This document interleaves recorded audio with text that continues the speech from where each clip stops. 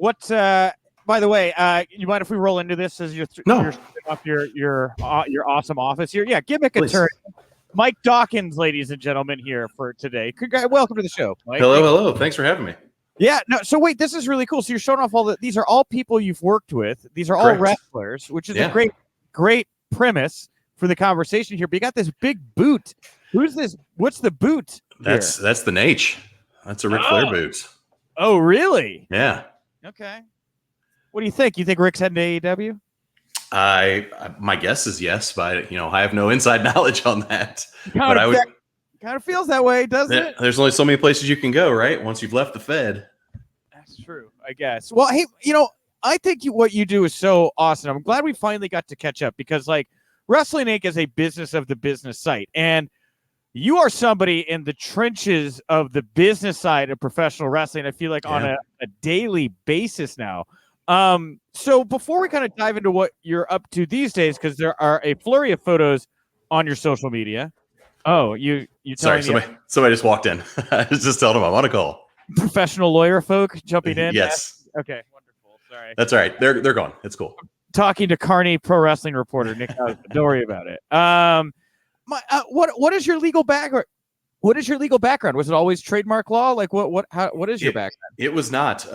So in high school, I decided, engineering seems like it's going to be the way I want to go. And so I went to an all engineering school and was going to school for chemical engineering. And I got into it a couple of years and got past the hardest years of engineering school. And I'd worked for Eli Lilly, a pharmaceutical company in Indianapolis. And I very distinctly remember sitting at a lunch with my supervisor for the summer. And I said, how long have you been here? How long have you been with the company? How long have you been doing this? And he said, about 35 years. I said, wow, that's awesome. With the company on this process, he said, this process. So you've been doing this process for 35 years. He said, yeah.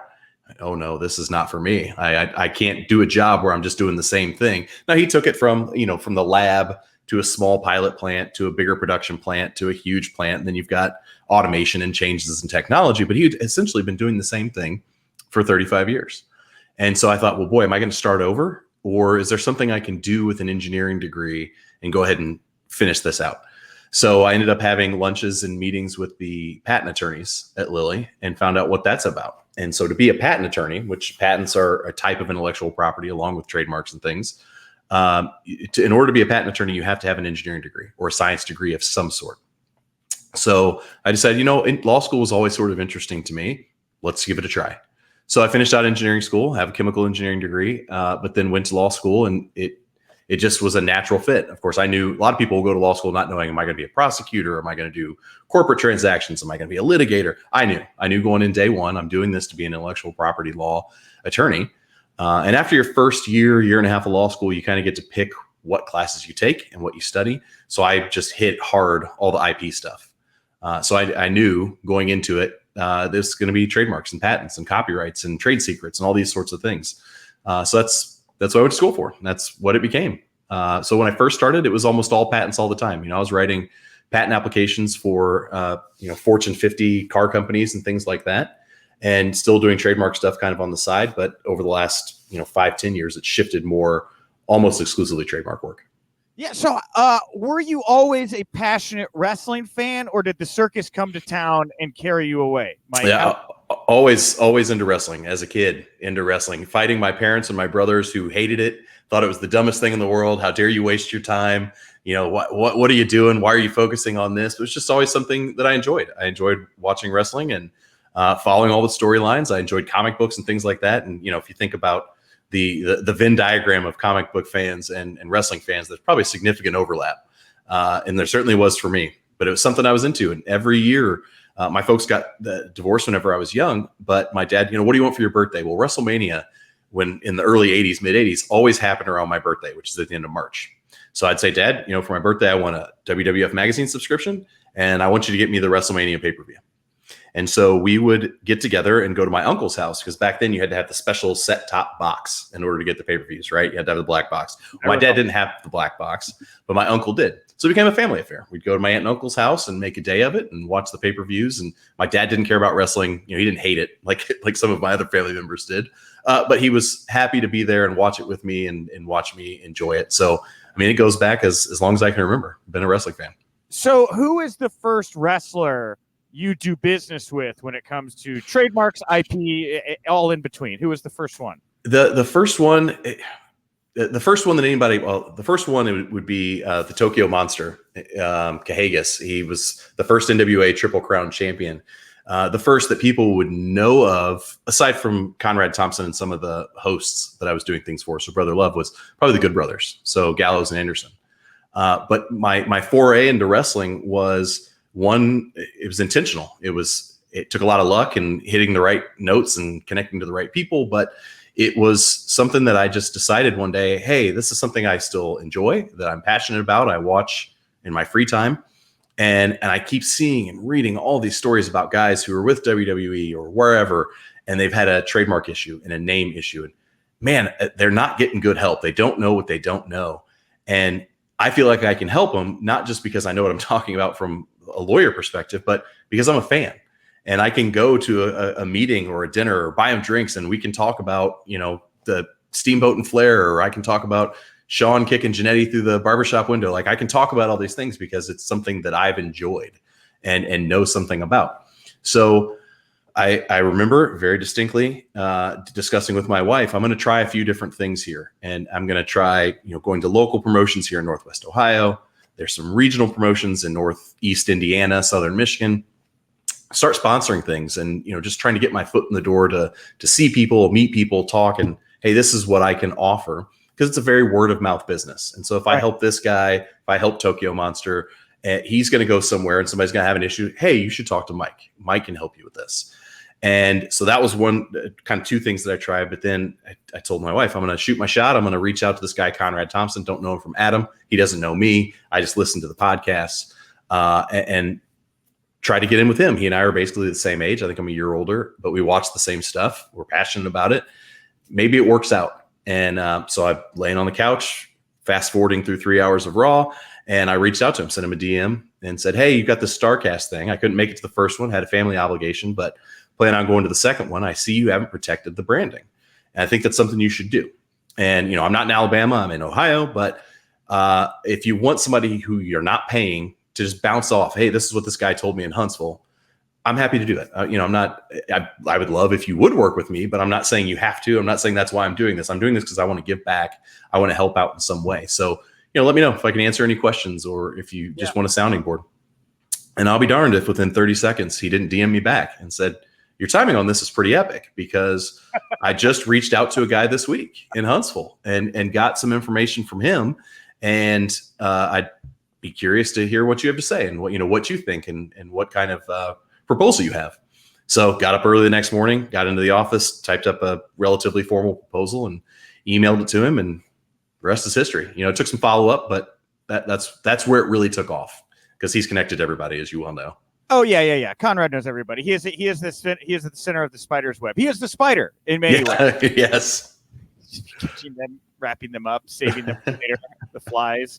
So you get in with Conrad here, and I think the timing you brought up is interesting. So you say you didn't make it to the first StarCast, but you reached out kind of shortly after, asking about the IP for it and things like that? It was, because the first StarCast, I think was September? Am I remembering right? It was, yeah. It was in conjunction with All In, right? So that was pre-AEW, if I'm not mistaken, right? Yes, that's right.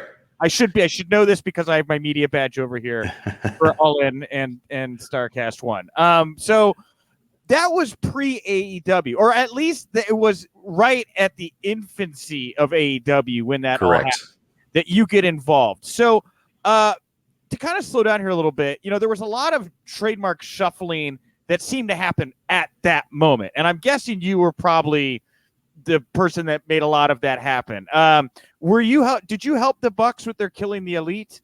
I did not. I was not working with them at the time. I am now. They were using somebody else, kind of a friend of a friend sort of thing. Okay. And so they didn't really have it. It was not me going in, like a lot of lawyers, ambulance chasing, or hey, you should use me. But they just got to know me because I've worked with so many AEW talents, and they see me backstage and all of that it just was this natural transition. Hey, we actually know this guy. There's a face, there's a name, there's a voice. We've broken bread. But I did not help with their initial filings. They've had some filings recently that I have helped with. Okay. And so but in general, when you're working with these talents, I guess I'm wondering is these trademarks, they're public, right? A lot of people can like easily access them. Mm-hmm. Do you and talents like worry that like by going through the process of obtaining trademarks or anything, that like you're giving away clues as to when things could be happening and getting like websites going and things like that? I always have that concern, and without fail, I will tell people, hey, what's the timing on this? Because within 3 or 4 days, it's going to be public, and the wrestling reporters and websites, they're monitoring it. It's pretty easy to monitor. So within 3 or 4 days, they're going to see it, and they're going to jump to conclusions, rightfully or wrongfully. And honestly, most of the time, it's wrongfully. The conclusions that are being drawn are incorrect, but that's neither here nor there. I'll warn them. Like, if we can always wait. I can wait until a day or two before something's going to happen, because then by the time it hits the public access, it's already happened. Or we can wait until, just after it happens or as it happens. Like, we can make the timing whatever we want to make it. But yes, it's very much a valid concern and one I raise regularly. So what are some misconceptions wrestlers have about these issues where they'll come in and say things or talk to you where you're like, I don't know that you guys are looking at it from the right perspective, kind of thing? Yeah, they don't, and nor would I expect them to. The layman doesn't understand necessarily the standard for trademark infringement, and the standard is the similarity of the marks and the relatedness of the goods or services. So, I like to point out, kind of tongue in cheek and poke the bear a little bit with WWE, that they said Taz with 2 Z's is different from Taz with 1 Z. Well, that's not the legal standard. That was just a line that they gave. That was BS. The legal standard is phonetics matter. Even foreign languages matter. Not that there's a foreign language equivalent to Taz, but if you're using the word shadow, right? I'm Mike the Shadow Dockins, but then somebody else already has a trademark in Portuguese for shadow, whatever that is. Those are legally the same. So you can't just assume that because you have 1 Z or 2 Z's or a Z instead of an S or an intentional misspelling that it's okay to use. It's not. It's not at all. They're legally the same, and you could be stopped. Rhino with an I versus Rhino with a Y. That's another one that WWE managed to pull off. Yeah, it's nonsense, right? It's complete nonsense.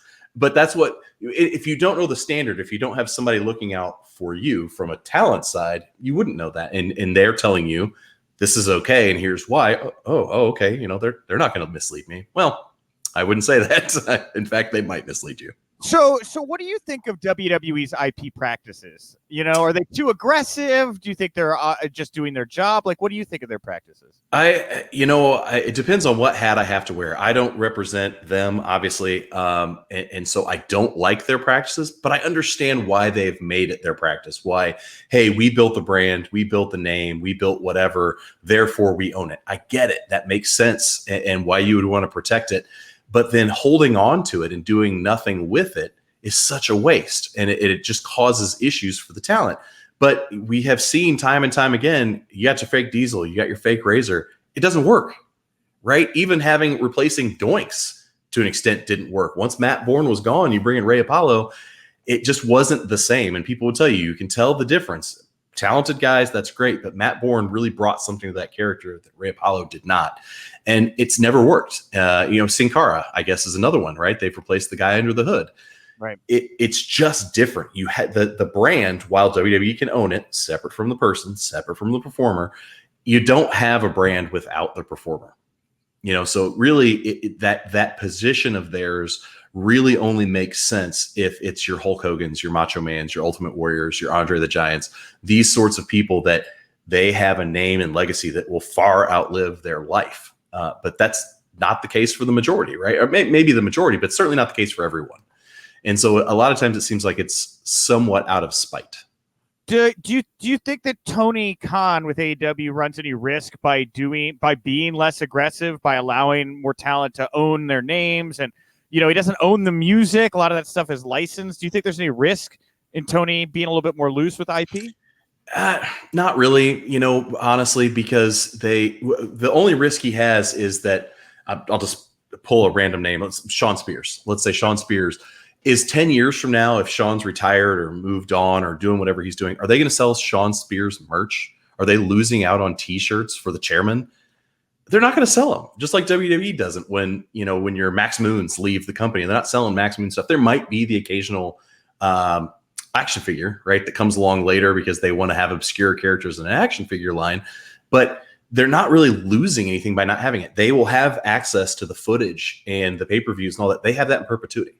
They can have that and sell it and use it and repackage and do whatever they want with it for all time. So it's not really stopping them from doing anything. Do you think that WWE's kind of waking up to like how kind of callous they look in some circumstances here? I mean, I look at the Chelsea Green incident recently, and it seems like they just backed down for no other reason than the bad press that they were getting over it. Chelsea is a client, and I know Chelsea, and she's a sweet girl. I think at first I thought it was a spite move. I really, truly in my heart believed this is purely out of spite that they did this. But as things progressed and they, abandoned it and moved out of the way, and she'll get to own her own name, it occurred to me, I think that the attorneys that they were using aren't wrestling fans and just didn't realize that she had been released. They just didn't have a clue. That's what I think it was. I really don't think it was spite. I think that the top people, of course, do. The attorneys that I've talked to and their general counsel are wrestling fans, but they've got a huge network of attorneys and people they use both internally and externally. And I don't think they're wrestling fans. And I just don't think they realize this is somebody that we let go. What's your take on, as somebody who is an IP person, what was your take on the Cody Rhodes reported swap for his IP for the IP to use the Rhodes last name? Yeah, Cody is a client. So that's one of those that I can't really comment on. Oh, I didn't know if you could give us some insight into how that, because I think that he kind of teased that it was confirmed that was the deal. I don't know if it ever got confirmed or anything like that. He said whatever he said. All I can say is it worked out the way it should have. Okay, cool. So with Cardona, who I know you work with as well. So does he have the legal trademark for Internet Champion? He does. So if somebody let's say, because I think the idea of an Internet Championship is really cool. I think it's the total, the total new TV title kind of thing. Yes. I see with Tony Khan and what they got over on AEW Dark and the way they present it, an Internet Championship would make sense for their product. Absolutely. And everything's moving to streaming. Everything's going to be internet based in very short order. So I think maybe you know where I'm going with this. If Tony or another entity wanted to have their own Internet Championship, would they have to pay Matt to do that now or no? They would need permission in some way. Matt might say, I'm going to come work for you, or he doesn't work for AEW, obviously, but if he were to work for AEW, this is my boss. I could hold him over a barrel and ask for money, or I could just let it be, let them do it, give them a license. But in some way, if somebody wanted it to have an Internet Champion as a part of their promotion on the regular basis, yeah. I mean, that's Matt's branding. He owns it. Dude, these are the kinds of investments that I just don't think wrestlers 15 years ago were even thinking about. I mean, it's amazing to me how quickly the entrepreneurial spirit of independent wrestlers has evolved. I think the only case that I could think of somebody that was maybe a little ahead of this curve was Taz with that FTW championship, really kind of a unicorn there in that ECW locker room, having the forethought to get the trademark for that, and years later look at getting paid by AEW to bring his belt out on TV kind of thing. I mean, he designed it, he created that himself, and separate from trademarks is copyright. And I think it's, in my head, it's a very untapped and it's been a very ignored area of the wrestling business is designs and copyrights and stuff in belts. How many bootlegs are there? I mean, I've got 2 sitting right over here. So some bootleg belts that are in my office decorating it.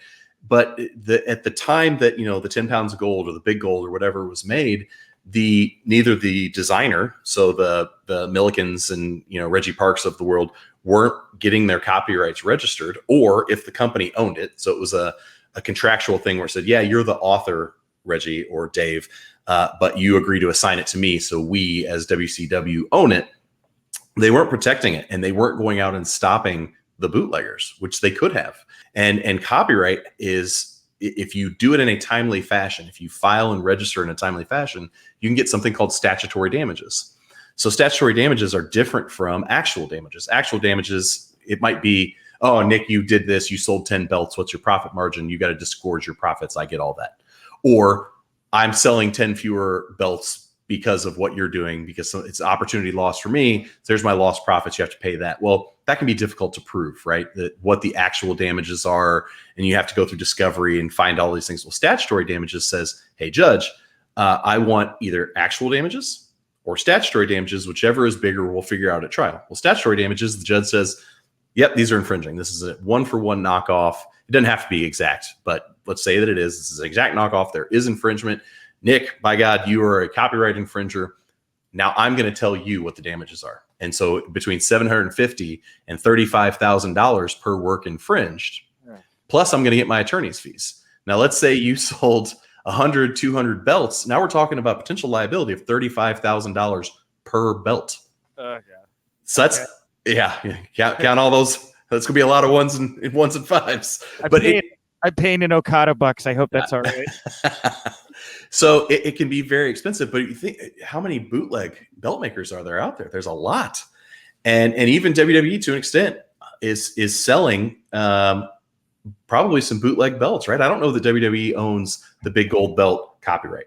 I'd be surprised if they do, because everything was done on a handshake back then, right? It was, I'm going to call up Reggie, I'm going to call up Dave, I'm going to call up whomever, and hey, make me this belt. Make it look like whatever you want to make it look like. Well, that means that Reggie and Dave and the belt makers were the designers. So they owned the copyright.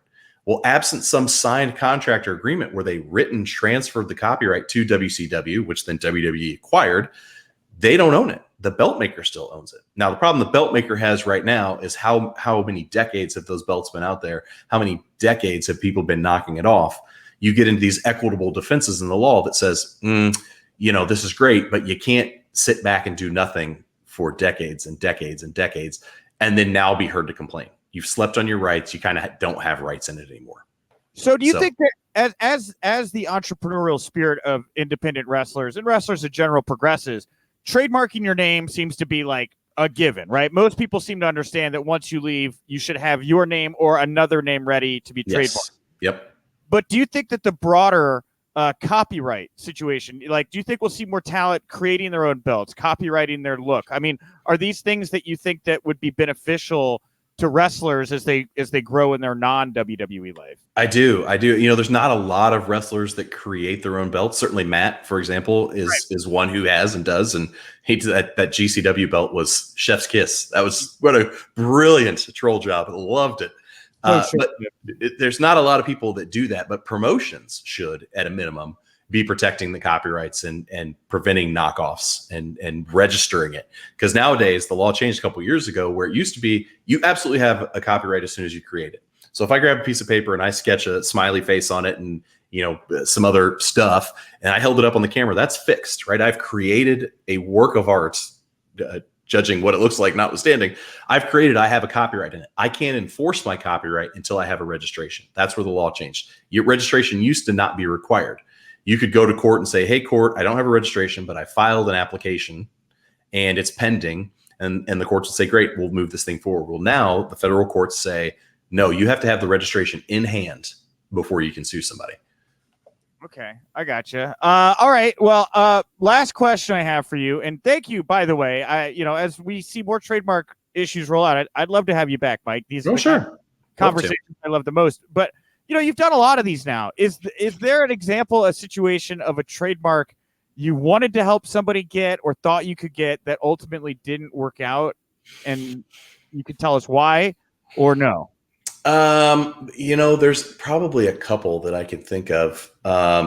There's been some that, and this is an issue, kind of a cautionary tale for talent right now is, I say I wrestled under Mike Blaze, right? I'm with WWE and I'm Mike Blaze, and they're going to protect it, right? They're going to protect the trademarks. They're going to file. They're already on top of it that Mike Blaze is there. And then I come along and I come outside and I go, boy, what do I want to be called now? I'm going to be Mark Blaze because that's really close. But WWE probably will allow it, which is true. They are much more lax than they could be about stopping people once they've left the company having kind of very suggestive, very similar names. They probably could stop a lot of them. They don't.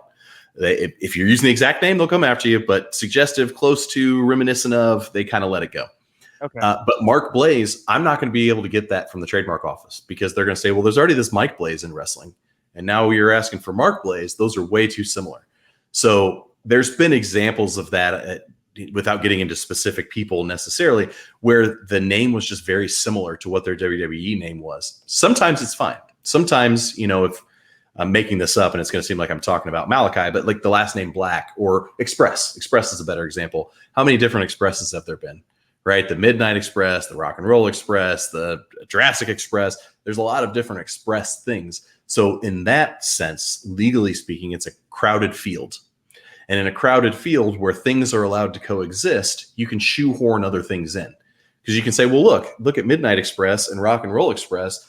They both used Express. Sure. But they coexisted for decades. They still coexist. They're still out there pushing merch and things like that. So why can't somebody else come in, Jurassic, for example? And this is all made up. There's no inside information. This is all made up.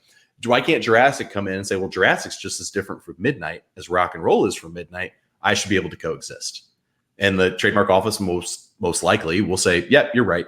There are a lot of things out there. That's fine. You can coexist. But Blaze, that made up example, if there's only Mike Blaze and I come in as Mark Blaze, it's going to be much more difficult. I'm going to argue that it's different enough, right? That it's names, and there's lots of names in acting and comedy and things like this that have registrations that coexist, but I'm not going to be able to point specifically to a Blaze mark that says this is a crowded field. So unless it's a crowded field, I would gather your advice to talent who leave WWE is to try to maybe pick a name that's maybe not like your WWE name, because as you grow and get that name over, if you have the trademark to it fully, that's yours. Yeah. 100%, right? Correct. And it gets to be important having a registration when you have knockoff social media handles. Right. And so the Twitters and Instagrams and places of the world, they don't want to be the judges. They don't want to be the arbitrators in a dispute. But so they're going to say, well, you say you're this wrestler, and I mean, I guess you are. You're not verified, and we can't verify you. Who's to say this guy over here can't use that handle? Well, he's being a troll, and he's like, well, but do you own the trademark? Well, of course I do. Here's less evidence. They're not going to do that. If you have a registration, you go to Twitter and be like, hey, look, I'm Mark Blaze. It's registered. Here's my certificate. They're going to say, oh yeah, you sure do. Knock the other guy out. Yeah. So it makes it much easier to police and knock off the trolls and the catfishing kind of stuff, to own your own name, but just to never have to look over your shoulder. You own it. It's yours. Nobody can stop you. Yeah, man. Well, Mike, if there's wrestlers out there that want to find you and plead their case for you to work with them, or if anybody just wants to find you or follow you, support you, where do you want to send people for all that stuff right now, Mike? Yeah, I'm pretty accessible everywhere. You can reach me at Twitter at Gimmick Attorney. Same with Instagram. I have people reach out to me there all the time, especially after WWE releases. I tend to start getting a few messages here and there. Or my law firm is Shoemaker, Loop and Kendrick, shoemaker.com. You can find all my professional information there. And the Gimmick Attorney thing actually kind of started as a joke. And it's just something I kind of rolled with. And I'll even pull it out here. You got to practice what you preach, right? I was about to say, you got the trademark for Gimmick Attorney. Of course. Right? There it is. So I've got it registered. But I have the domain gimmickattorney.com, and it'll just take you to my professional bio. But that's got my email and all the phone numbers and all that. And, I'm happy to help. I'm happy to help in any way I can.